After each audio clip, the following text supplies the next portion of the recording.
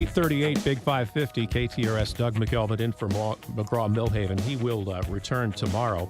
James Scholes, Ph.D., Show Me Institute, Professor of Educational Leadership and Policy Studies at UMSL, joins us now. That must be tough to put on a business card, for heaven's sakes. Have to have multiple business cards. We were just talking about our respective children, our sons at least, and the fact that our kids both do the same thing. This has absolutely nothing to do with why you're here today, but it just struck me as funny that your son goes on YouTube to watch people playing video games, and my son, there's some kind of website out there you can go to, and it's the exact same thing. It's people playing video games. Yeah, my son's 11, and he wants me to turn on the ads so he can start doing it and making money on YouTube. And I'm like, look, first, get 1,000 views on a video, more than 5 of you and your friends watching it, and maybe we'll talk about it. I keep saying to my son, because he says, well, if I make an app and sell it for a reasonable amount of money. And I said, well, if you come up with the app, buddy, I'll help you.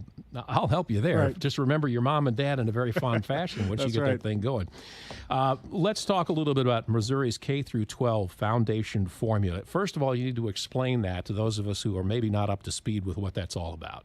Yeah, so Missouri has a formula that says how much schools should spend per pupil. It actually says how much the state is going to give every single school district in the state. And for years, that formula has been not fully funded. So we put it in place about 2005, and shortly after that, we have the downturn in the economy, and the formula was supposed to be phased in over a number of years. So basically, we have never really been able to keep up with our obligations in the formula. So just a few years ago, they said we were something like $600 million underfunding our foundation formula. And so that's been a rallying cry for the past several years of education folks saying, hey, we're not fully funding the formula.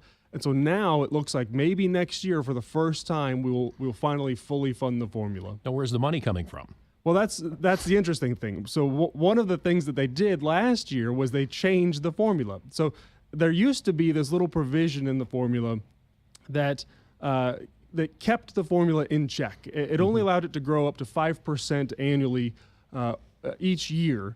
That was removed because they thought all kinds of gambling revenue was going to come in, and the gambling revenue didn't come in, which let the formula grow rapidly.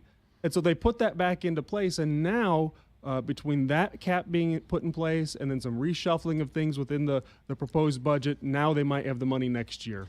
How are the monies distributed? And when I ask this question, it's an age-old battle that many states face, which is that some school systems, districts, they are well funded, and others that are usually outstate, extremely rural areas, they just don't get the bucks. Is the money spread out equally across all the districts in the state? So Missouri has what's called a foundation formula. So it says each district is going to get this amount of money. This is the bare minimum. This is the foundational level that we're going to promise every district.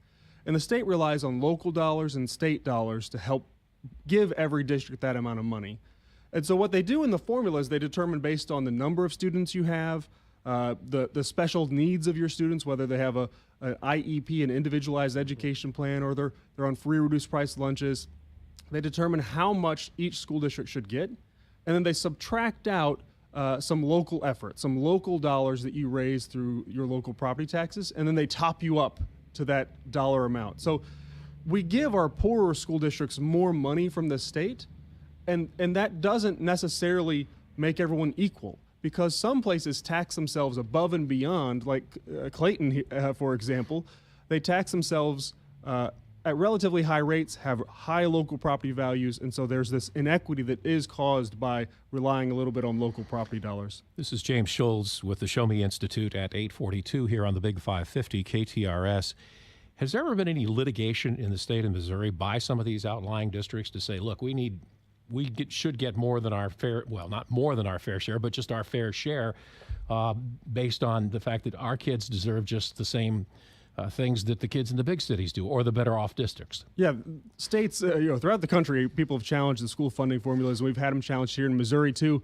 I think the Supreme Court last upheld ours in 2009, and the challenge was partly about adequacy and partly about equity. And I recently wrote a blog post on Show Me Institute's blog. You can check it out at showmeinstitute.org.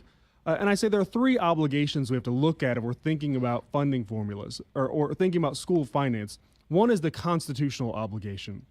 And so our state constitution says we have to have 25% of general revenue put into education. And we do that. And so the Supreme Court said we have upheld our obligations. It's not unconstitutional. The second one is this piece that we've just been talking about, which is the formula. If the legislature says there's a formula, well, then you should probably fully fund that formula.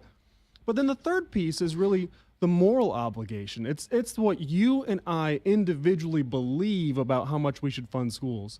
So what I wrote in my piece recently was we could satisfy the first two, the constitutional, the formula, but there are still going to be people saying we need more money for schools, and these inequities that we have between school districts are not right. And so that moral piece, we're never going to satisfy everyone, and we're going to continue to have discussions around that for years to come. We're not necessarily talking about, well, they have a swimming pool, we don't. We're talking about base level education in the sense of numbers of teachers who teach specialty topics, that sort of thing. I mean, that's what we're looking at here. Well, that's partly what we're looking, and we're looking at dollars, really. I mean, you look at the Clayton School District, and people oftentimes toss that out as an example of how we have these inequities between districts because they spend something like $19,000 per pupil.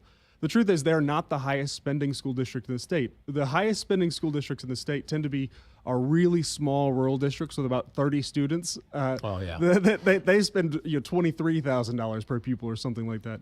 But within St. Louis, you look and you have Clayton that spends 19, and you have, say, Riverview Gardens or Normandy that spend between 10 and 12,000 per pupil. And people will say, well, that's not quite fair that we have our high poverty districts spending less than our really wealthy districts. But the point that I always bring to people is that school finance is really complicated. Yeah. and when we have individuals, we promise the state promises everyone a certain amount. But if you decide you want to raise more money for your kids, should we allow that? And that's the ultimate question.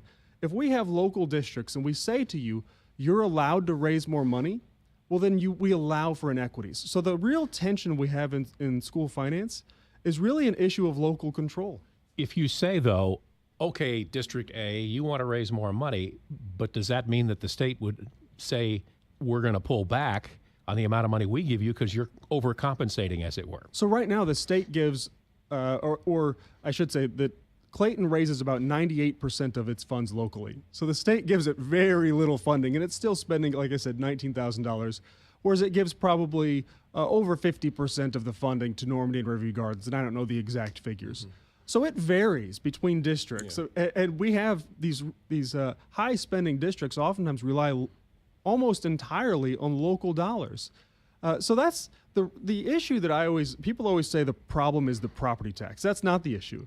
Replace the property tax with a local sales tax or a local income tax or anything local. The problem is local. It's not the source. If people want to read your commentary, where do they go? Go to showmeinstitute.org. I have a piece that outlines the funding formula, and this piece on the obligations is up on our blog. James, thanks for coming by this morning and fighting the traffic. We appreciate it. It's great to be with you. James Schulz, Ph.D., Show Me Institute, Professor of Educational Leadership and Policy Studies at UMSL here on the Big 550, KT.